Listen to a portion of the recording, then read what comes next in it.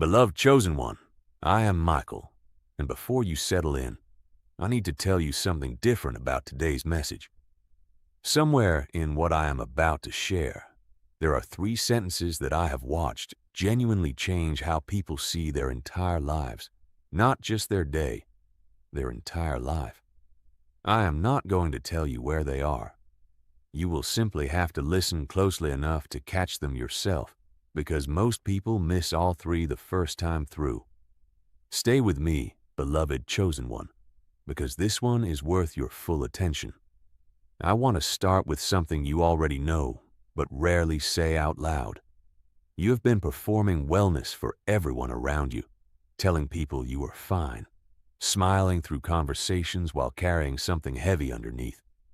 Because somewhere along the way you learned that your struggle makes other people uncomfortable, and comfort for others became more important than honesty for yourself. That was the first one, beloved chosen one. Did you catch it? I want to keep going, because there is more waiting for you if you stay. I want to talk about the specific exhaustion of always being the person others lean on, without anyone ever quite realizing you needed somewhere to lean to. You have become so skilled at appearing capable that people have genuinely stopped asking if you are okay, not because they do not care, but because you have convinced them so thoroughly that you always are. Beloved chosen one, I want you to notice something about that skill you have built. It has protected you, yes, but it has also quietly isolated you, surrounded by people who love you, and yet strangely alone in the specific weight you carry. I want to speak to the belief underneath all of this, the one you may not have named clearly until this exact moment. You believe that your worth depends on your usefulness, that if you stop being endlessly capable, endlessly available, endlessly strong, the people around you might not need you anymore, might not choose to stay. Beloved chosen one, that was the second one. I want you to sit with that for just a moment before I continue. I want to say this clearly now, whether silently in your heart or spoken aloud. My worth was never dependent on my usefulness. I'm allowed to need support, not just provide it. I release the exhausting belief that my value expires the moment I stop being endlessly capable. I am loved for who I am, not merely for what I consistently do for everyone else. I want to talk about what happens when this pattern goes unaddressed for years, because I think it deserves honest attention. The exhaustion compounds quietly, rarely announcing itself dramatically, simply accumulating in the background until one ordinary day it suddenly feels unbearable, seemingly out of nowhere, though in truth it was building for a very long time before that moment arrived. Beloved chosen one, if you have felt inexplicably depleted lately, despite nothing catastrophic actually happening, consider whether this quiet accumulation might be the actual explanation.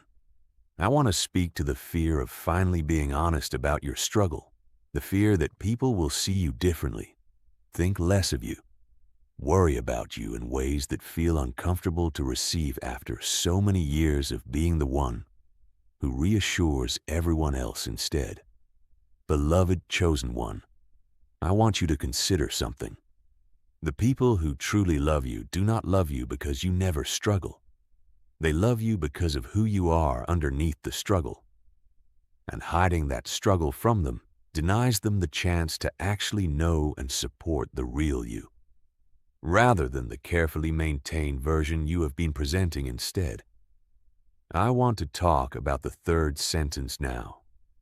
Beloved chosen one, the one I promised you at the very beginning. Here it is. Listen closely. You do not have to earn the right to be cared for. It was never something you needed to qualify for, through relentless usefulness in the first place. That was the third one. If something shifted in you just now, even slightly, that was exactly the moment I meant. I want to speak to what actually changes once you recognize these three truths. Beloved, chosen one. It does not mean you suddenly stop caring for others, or that your capacity for support disappears overnight.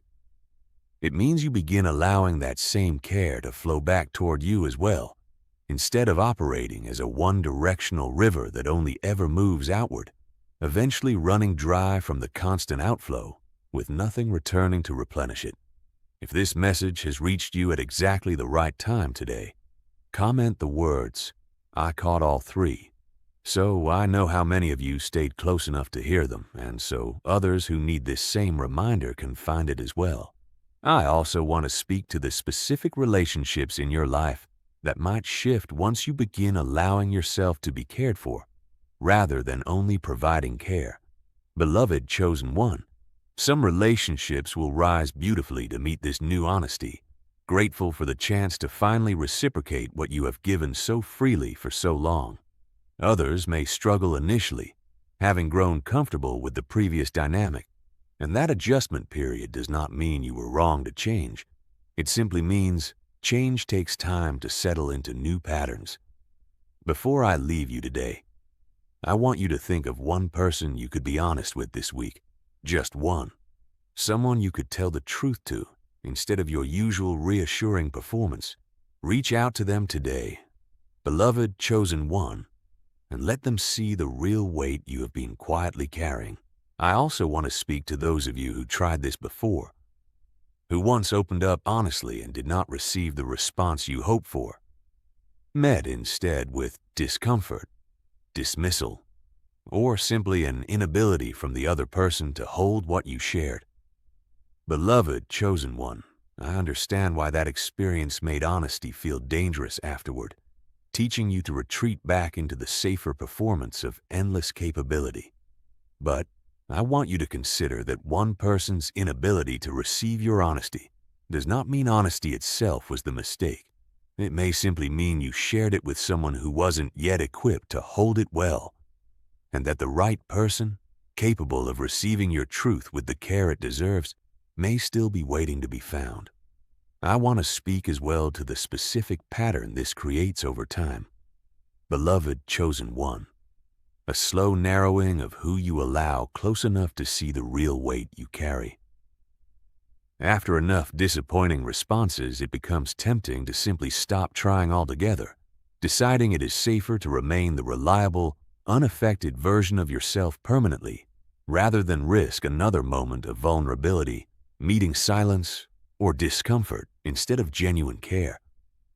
I understand that temptation completely, but I want you to consider what that narrowing actually costs you over years, not just the absence of support in difficult moments, but a deeper loneliness that grows precisely because the walls meant to protect you from disappointment also quietly block out the connection you still deeply need.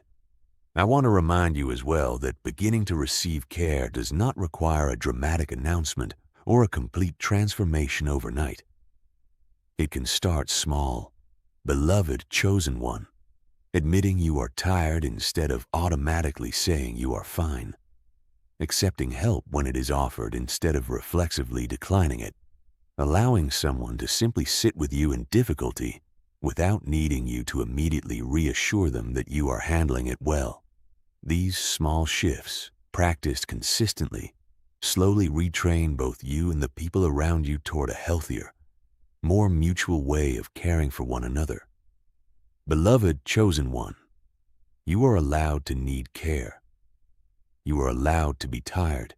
You are allowed to stop performing wellness long enough to actually receive some. Subscribe if this message reached you today, beloved chosen one, because tomorrow I return with another message, and I promise you there will be more hidden inside it worth staying for. I want to leave you with this final thought, beloved chosen one. The version of you that only gives, never receives, was never actually the strongest version of yourself, even though it may have looked that way from the outside for a very long time. The stronger version is the one willing to be honest about need, willing to risk vulnerability, willing to let someone else finally carry a portion of what you have carried alone for far too long. That version of you is not weaker. It is simply more whole. Walk in peace, and walk knowing you deserve the same care you have spent years giving away so freely. I remain with you,